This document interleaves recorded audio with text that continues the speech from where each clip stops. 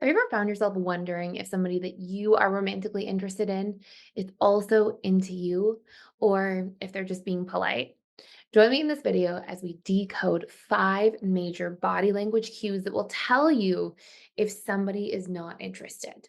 Now, we will talk about the different caveats of these, and my goal for you is that by the end of this video, you feel like you really understand body language in the ways that you need to use it so you can be empowered to better interact with people, better pick up on signals or cues so that you can make sure you're either connecting better with somebody or potentially avoiding rejection. Also, if you're new here, my name is Thais Gibson. I'm the founder of the Personal Development School. And on this channel, we talk a lot about different subconscious mind components. We talk about attachment styles, relationships, and a lot of tips to empower you both in your personal life and in the life of your relationships.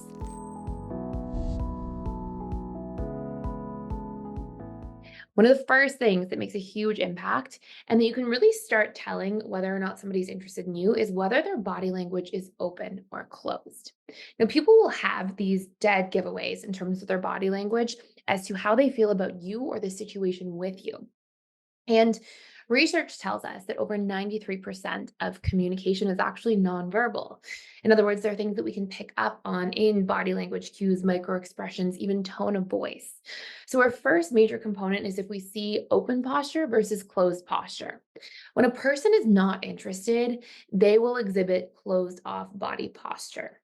And this can look like having crossed arms, crossed legs, but especially in a romantic way, you will see that somebody turns their body away from you. We're going to talk about why that is especially important under point number one. There are times when somebody is really afraid and doesn't like to feel vulnerable. Maybe they're really interested and they're feeling really vulnerable. And in this particular case, they may exhibit closed language, cross their arms around you, more because they're feeling afraid and put on the spot. But one thing that you will never really miss is if somebody is turning away from you. If you're in a conversation with somebody, especially in a public place, and they're turned away from you trying to interact with what somebody else is doing or facing a different direction, that's not really a sign that can be taken in either direction. It's not really a sign that either they're closed off because they're not interested, like their arms are crossed, or that they're crossing their arms because they're just really feeling uncomfortable in their own vulnerability. It really just comes down to like they're not that interested in engaging with you in the situation. So what you'll generally see under this sort of posture, point number one, is that somebody is close posture, less interested. With the exception of somebody is close posture, but they're very facing towards you, it could be a sign, maybe 10% of the time or so on average, that they are interested but feeling really vulnerable. But if somebody is literally facing away from you, disengaged for the majority of their conversations and interactions, it is a sign that they're not that interested. So pay attention to that. Number two, if somebody has a lack of eye contact. Now, again, we can find sort of these three like A, B, and C parts here. Part A is that if somebody has limited eye contact, they may actually be afraid to be vulnerable. So again, they can have a difficult time just making eye contact because it can feel vulnerable for them. That could also be an indicator that they're just feeling uncomfortable in their own vulnerability. B, if they're not making eye contact at all, and they're actually glancing away, constantly looking around to kind of like engage with something else, someone else, looking at different things, that is a really strong indicator of disinterest. And when somebody is really engaged and interested, even if it's in you or what you're saying or doing, they tend to have body language facing you, like we talked about with posture, point number one. They tend to make meaningful eye contact, steady eye contact. They tend to ask follow-up questions and be more inquisitive about what it is that you're communicating. But on the contrary, if their eyes are kind of darting all over the place, and it's not just them afraid to make eye contact at all, if they're actually making contact with other people in terms of eye contact, but not with you, strong indicator of disinterest. So good things to pay attention to. Number three, if you're just seeing frequent distractions, this can be a signpost of disinterest. If somebody is having a difficult time staying engaged, if they're constantly on their phone, if they're constantly looking at other objects, then these can also be signs that somebody is disinterested, because you'll see that their attention is elsewhere. These distractions essentially indicate that they're just not fully engaged with you in the conversation. Whereas when somebody's really interested in you, they will be more present. They will try to be more present. Of course, we can have this exception as well of somebody being fidgety because they're anxious. But even in those cases, you'll see that that person tries to have their eye contact being connected to you, have their body language facing you.